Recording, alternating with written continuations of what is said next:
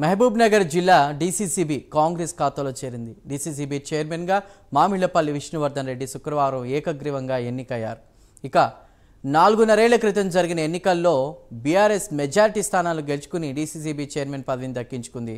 చైర్మన్గా ఉన్న నిజాం షాషా అనారోగ్యానికి గురికావడంతో ఇటీవల తన పదవికి రాజీనామా చేశారు. దీంతో చైర్మన్ ఎంపిక అనివార్యమైంది. మొత్తం 15 మంది డైరెక్టర్లలో 14 మంది విష్ణువర్ధన్ రెడ్డికి మద్దతుగా నిలిచారు.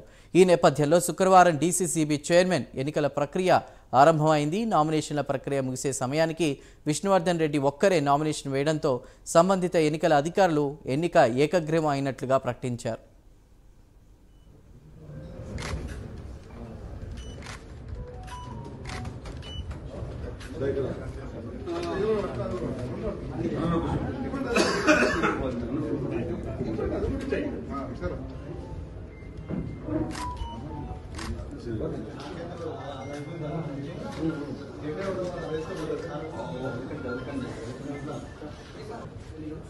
రండి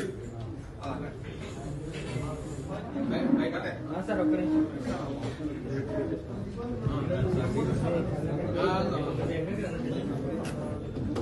ఓకే సార్.